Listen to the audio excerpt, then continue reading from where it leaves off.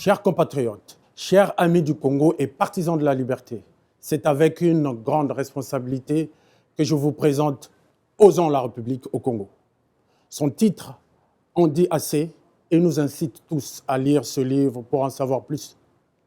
Thomas Hobbes disait que dans un pays où il y a une guerre perpétuelle de chaque homme contre son prochain, rien que pour le pouvoir, et que toute chose reste à celui qui la prend et la garde par la force, la République n'y est pas. C'est le cas de plusieurs pays qui clament haut et fort d'être des républiques alors qu'ils ne le sont pas. Dans la rédaction de ce livre, je me suis réapproprié le concept d'État, de démocratie et de république développé par les grands philosophes de notre histoire humaine pour en donner un éclairage adapté aux situations politiques présentes en Afrique en général et au Congo en particulier. Pour finalement dire que la République, c'est avant tout la séparation et l'équilibre des pouvoirs de l'État. Quand ces pouvoirs sont exercés par une seule personne au détriment de la volonté du peuple, cela s'appelle le despotisme. La République, c'est l'indépendance de la justice. Avec l'indépendance de la justice, aucune fraude électorale ne peut exister sans qu'elle ne soit sanctionnée. Aucun malfrat, aucun criminel et aucun bandit du droit commun ne peut persister dans sa bêtise sans qu'il ne soit jugé et condamné. L'art d'établir et de conserver la République consiste en deux règles certaines, comme en arithmétique et en géométrie, et non comme au jeu du hasard, sur la seule pratique de l'arbitraire. La République, c'est la loi. L'auteur de la loi, c'est le peuple. Le peuple étant écarté du processus d'élaboration des lois au Congo, des lois qui statuent spécifiquement sur les intérêts particuliers et non sur l'intérêt général, ne peuvent être considérées comme telles. Osons la République qualifie de despotisme constitutionnel ces régimes qui inscrivent dans leur constitution la confiscation du pouvoir, l'impunité et le bâillonnement du peuple. C'est pour cela que ces constitutions ne sont pas des constitutions et la paix est absente dans ces pays. La République est la solution préconisée dans ce livre pour faire disparaître les conflits armés de prise de pouvoir et le totalitarisme dans les contrées où les peuples sont opprimés. Osons la République au Congo met à nu le régime dictatorial de Brazzaville.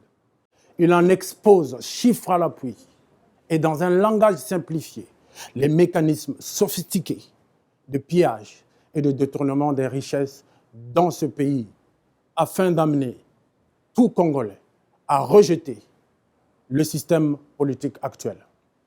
Notre histoire, depuis les premières migrations bantoues arrivées en Afrique centrale, en passant par les différents royaumes qu'on a connus jusqu'à nos jours, est passée en revue dans ce texte pour justement déceler nos failles et faire des propositions pouvant résoudre notre problème. Le problème du Congo, ce n'est pas seulement les 32 ans de pouvoir du régime en place.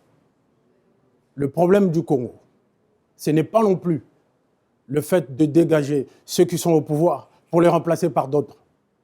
Car rien ne nous prouve que ceux qui succéderont seront meilleurs que ceux qui sont là. La chasse à l'homme ne résoudra pas notre problème. La vengeance et la violence non plus. Le problème du Congo, ce sont nos institutions qui sont inadaptées à une organisation fiable de notre cité. Et cela remonte depuis très longtemps. Les dialogues à répétition que nous connaissons et que certains revendiquent encore aujourd'hui ne sont que des entretiens de négociation ou de confiscation du pouvoir. Le peuple est mis aux oubliettes. Le seul dialogue espéré est celui du peuple avec lui-même, statuant sur l'intérêt général et débouchant sur un contrat social digne de ce nom, qui donnera naissance à la République au Congo.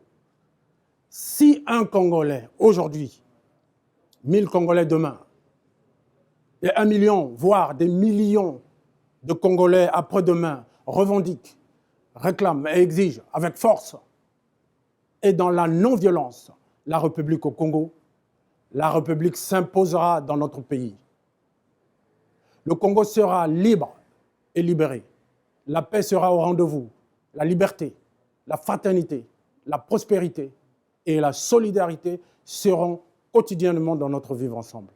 Chers lecteurs, chers compatriotes, chers amis du Congo, partisans de la liberté des peuples, et vous tous qui êtes encore opprimés, je vous conseille, osons la République pour soutenir la lutte des peuples à conquérir la liberté.